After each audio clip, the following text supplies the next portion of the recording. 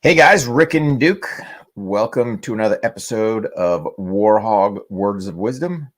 This time here, we're going to talk about kind of your administrative duties, things, paperwork, kind of playing on our whole how to be an entrepreneur, small business, starting up, all that other good stuff. So if you're new to the show, you're going, who is this Duke character? So Duco was my combat assault dog that I lost 5 July 2021 to osteosarcoma.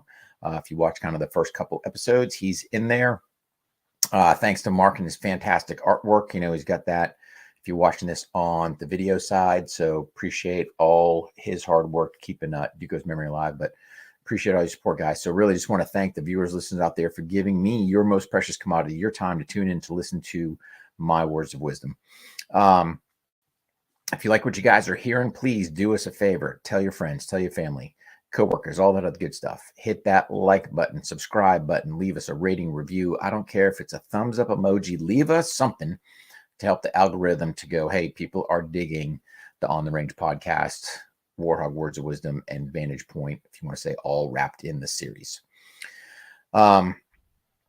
The other thing, guys, you guys can support the show by going to patreon.com/on the range podcast. You guys can look at the different levels we have there. You can basically sign up for that, get Zoom calls with me and Mark, exclusive content just for our patrons, training tips, behind the scenes, all kinds of other good stuff. So make sure you guys check that out. Patreon.com/on the range podcast. And as always, don't forget warhogg.com, kellydefense.com. Check out our industry partners, all the coupon codes, savings, all that other good stuff. And I've been going for a while with my housekeeping. So jumping right in, let's talk about admin. So to me, your admin kind of falls in a couple different areas. So when you're initially starting, what do you know about admin? Probably nothing, right? So this is where I'd recommend you reach out to kind of some of your mentors. You can look online, you can do some other things. You get to kind of figure out, hey, what's some paperwork that I need in place? So here's a little story for you. When I was a young entrepreneur, not really knowing what's going on, I opted to take this product that I was working on to try to market it because I wanted to license it to another company. What did I know about licensing? Nothing. What did I know about really meetings? Nothing. IP protection? Nothing.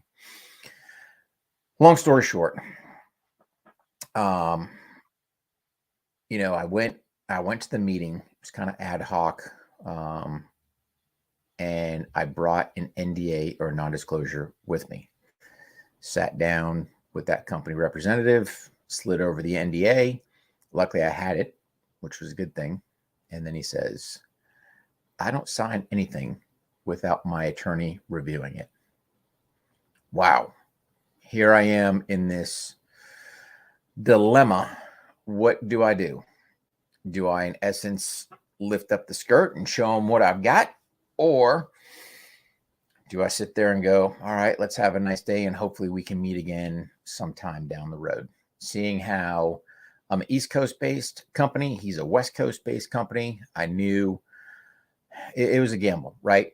Time and effort, money to fly out there, have another meeting. At what point could both of our schedules, link back up? I don't know. Long story short, I made the gamble. And that experience was a huge learning process. We did not end up brokering a deal. We spent a lot of time going back and forth. So it was kind of like, yep, okay, cool. Because I didn't know about manufacturing here in the US. I didn't know anything about that. So I was like, hey, let me just pass this idea or this prototype off to somebody and let them run with it. And then all of a sudden, yeah, okay, looks good. On a saving note, I'll say this, I'll jump ahead. They did not steal my stuff, so that was a good thing. I'll give them that. But then again, it was jump forward. So, obviously NDA had it in place, didn't deliver earlier. So that's probably one of those. If you are going to have a meeting, just make sure the NDA is signed in place prior to, so their legal team, if they want to, can review it. And then as this conversation developed, they're like, hey, what's your term sheet? Go to the Google machine, right? What do we know about term sheets? And right there, that should have been a strike, right? So versus them giving me a term sheet and me, figuring stuff out, I've got to try to figure out this term sheet. What's it mean? So again, now I'm on the phone talking to mentors. Hey man, what do you think of this term sheet? And it's like, no, cut this out, get to this. Here's the high points. It's just a place to kind of get you in the door and start talking, negotiating, whatever you want to say. Am I saying you've got to have a term sheet, in your portfolio? Not necessarily. If you think you're going to take a product to market, or not so much take it to market, but have somebody license it, you might want to think about it. At least kind of know the inner workings of it. But that was just a long negotiation back and forth. Hey, if I'm going to bet on myself, I'm going to bet high, and then it's like come in low, and then just some of my principles being made in the U.S. wasn't going to happen. It's just like, what, good experience, but then just kind of step away. Something else you got to think at, so we got our NDA, term sheet, just have the idea, having a W-9. So that's basically if you're going to do any work for anybody else, people want your W-9. It's just an IRS tax form.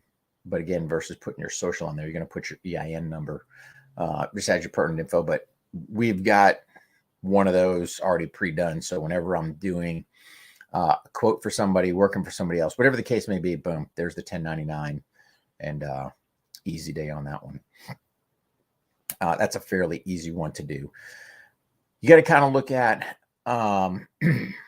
what's kind of your format. If you are going to quote people, you already have your letterhead kind of established. Now you're just plugging stuff in. What does that piece look like? I know for me, if law enforcement agency, military reaches out, say, hey, we're looking for some training. Cool. Here's the quote. And I just automatically attach the W-9 with it unless I've worked with them before, because 9 times out of 10, they're going to ask for it. It's just one less piece of traffic kind of going back and forth. Then you kind of shift gears. For me, in most businesses, I would make the assumption you probably need some type of insurance. What does that insurance look like? I'm not going to lie. I'm just a singleton, so mine is fairly easy. I'm not worried about workman's comp or all this other stuff. But you probably need to look at that. Liability insurance. For me, it's a big deal. So again, I kind of put everything back to my industry, what I know. The ranges that I typically go to require some type of liability insurance. And I will tell you straight up, if you're in the firearms world, advertising works, right? So I went first, hey, let me go to the NRA. They got firearms training insurance. Cool. Let's sign up with them. All right, great. Until you start progressing down the road. The problem with the NRA insurance is it has a force-on-force waiver stipulation where you cannot do any force-on-force training.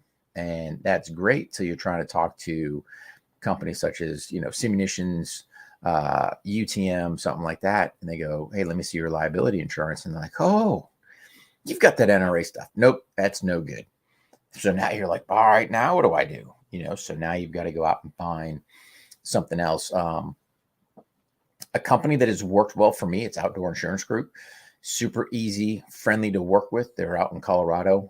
The beauty with these guys is they're not charging $1,000 each time you want to add a range. It's pretty much barring, granted, for me, where I'm East Coast, they're mountain time. If I do it in a halfway timely manner during the day, pretty much same day, I'm getting, my range applied to my insurance policy. So super friendly, super easy to work with, at a good cost. So I got those guys on a recommendation, and I got to say it was absolutely top notch. So it's been super user easy, friendly, good amount of liability coverage. And like I said, for me, adding ranges on there, too easy. And it's not like just add one and pull one. If I opt to go, hey, can I get my policies? It's like, boom, I've got every single range that I've ever plugged in there. So that makes it nice. So just, again, another thing that's on file. Typically for me, once you give it to that range, they don't need another one. Sometimes they ask again because they might have misplaced, lost, personnel change, whatever. And you go, yep, boom, there you go. So super easy on that one. Then it's just, going into this administrative part, right? What can you do to minimize, to me, the amount of time that I'm on the keyboard? The less typing I have to do, the better. So if you look at, kind of on my email traffic, right? Signature block is already there.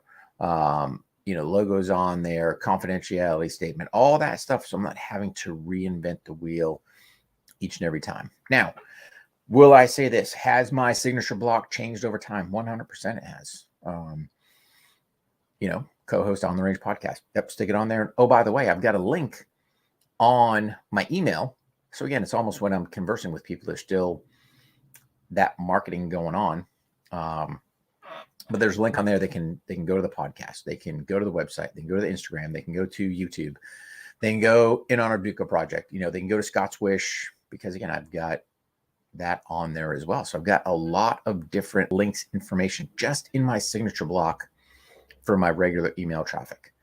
And then same thing, if you're going to do your social stuff, do you have kind of this stuff already done? Or if you're going to go on YouTube, do you already have kind of your stuff ginned up? So now it's just like, boom, auto populates, and you're not wasting that time trying to do administrative stuff. Now, let's talk about, if you are in a services, a product company and you are fulfilling orders. Man, is your fulfillment automated in a way where it's super easy? Print out the shipping label, remove the paper on adhesives there, boom, slap and go. Took us a while to get there, right? So it was all about, printer technology, what's out there, looking around. Finally got one of those printers, super easy, plug it in, and all it does is just print out labels. So now it's easy for our fulfillment. One less thing, yes, we've got to package it.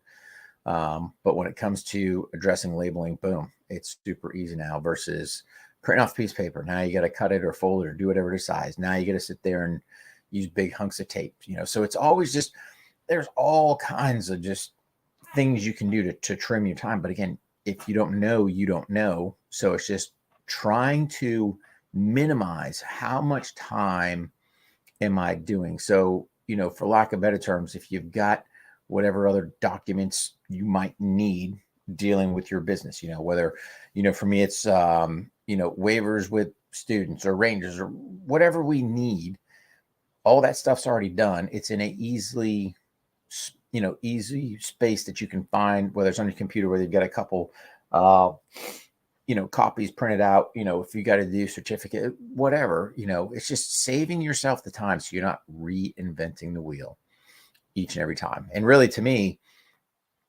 the whole admin thing, we're at a pretty good point. That's one thing I can say. I think we've got more or less all of our admin paperwork straight. Yes, our signature block got tweaked as far as on our email, but I mean, that's improvements or changes to the business in there. So it's just continuing to do that. But with some of that, this, again, talking to your mentors, hey, what do I need? Is somebody that's running a construction company going to need some more different paperwork than what War HOGG Tactical is? I'm sure they are. But again, it's not my space, so I don't know. But again, it's finding out, reach out to other companies. Hey, what are you doing? What's your workman's comp look like? What are your, waivers, whatever you have to do for your employees? Are they, W-2, W-9s, all this other stuff you've got to kind of look at that goes a lot deeper. But just kind of hitting the wave tops, just looking at the paperwork or administrative stuff that you got to kind of have to do when you're running the small business. So here's the deal, guys. It's like anything else. Knock it out, get it done. If it needs improvement, fix it. If not, continue on to your next task and just go from there. But again, it's what am I doing for my business? Get me 1% better each and every day. Grow that business. I don't care if you're getting one more additional person on your email list. Great. Same thing, do you have your newsletters kind of knocked out in a single format to kind of plug and paste and get them out the door and let your customers know what's going on? I don't know, but that's kind of the way you want to get things. So anyway, guys, wish you the best when you're sitting there out there crushing your business, getting that stuff up and running. Again, kind of refer back to some of the other episodes if you need just to refresh as far as what's going on. And as always, guys, make yourself 1% better each and every day. God bless you. God bless your families.